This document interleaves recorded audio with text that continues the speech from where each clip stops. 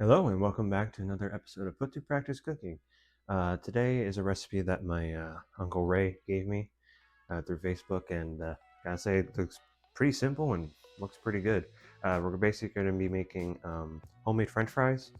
This it's essentially we're going to be making like a mashed potatoes kind of thing, and then mixing it with a couple ingredients, and then putting it into a air fryer after we're all done, and cut it all up. But it's gonna be kind of interesting. Looking forward to it. Okay, let's get started. All right, so first things first, we're gonna get four. I got four potatoes. From the video I saw, looks like it's only the small one, but we'll see how many fill up the thing. So first, we got to peel all of these.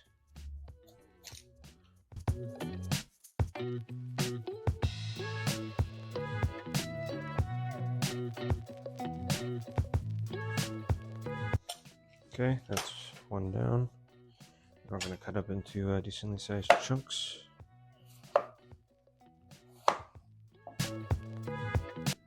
Yeah, I think definitely four. So, all right. It's a repeat for all of them. Time for a time lapse.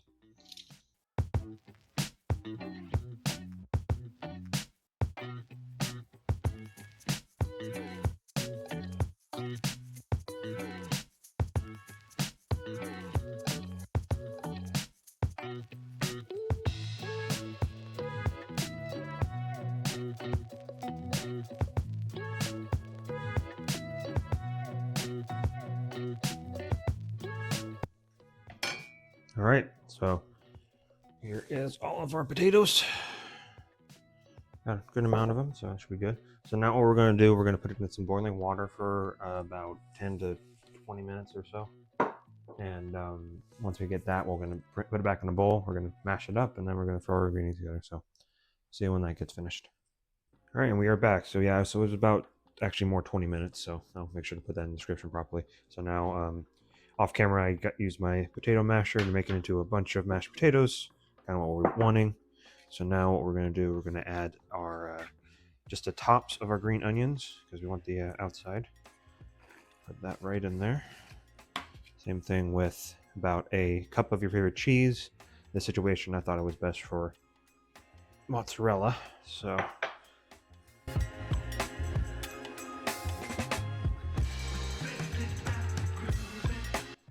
one thing I also forgot, the normal recipe just calls for some pepper, but I made a homemade fry seasoning.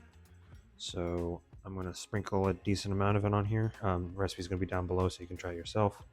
So I'm do the same thing, just kind of.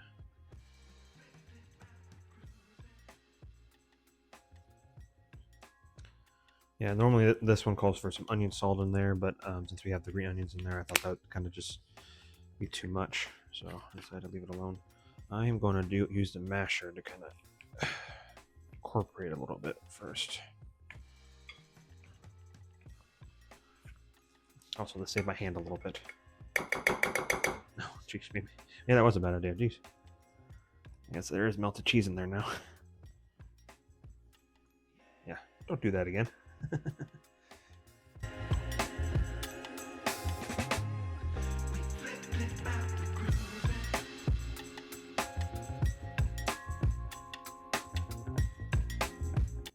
Okay, so that's good. So now the next part is going to be a cup of cornstarch. Oh, probably a little slower than that next time. So I'm not inhaling it. I guess it's going to make it more like a dough, so it's not as squishy. Damn, I just got this thing washed. Okay. Well.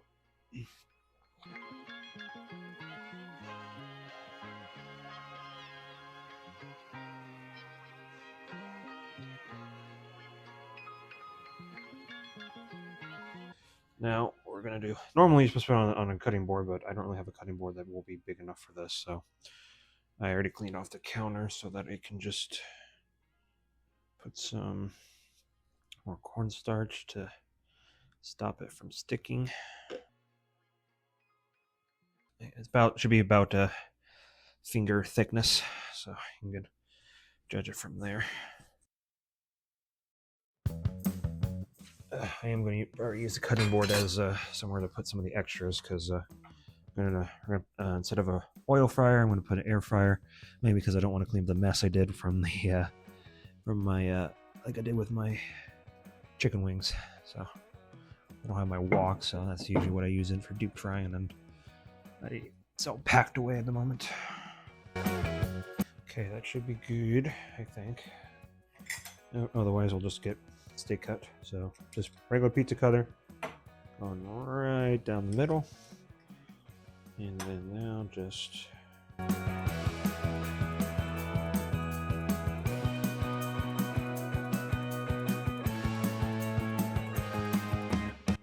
And that should be about full. So I'm putting on an air fryer for, let's see, about 355. I'm gonna go for 10 minutes and see how that goes. Otherwise, it might go more.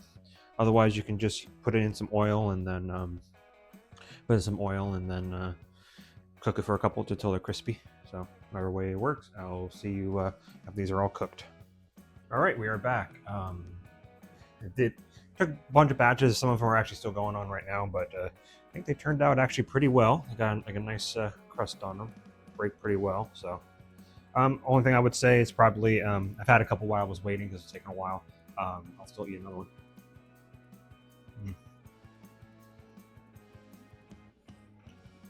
It's very good. It's the only thing I would say is that you probably need more seasoning than you actually think you need to, because I poured some extra on it to be able to eat. So when you're kneading a dough, put a lot more than you think so, and then maybe like take a scoop or something and just try to figure it out. But yeah, these are really well good. I guess the only downside though is I guess a lot of the cornstarch stays on there, but who cares? It's all edible, so it'd be really good. So hope you have a good rest of your day, and hope you enjoy your fries.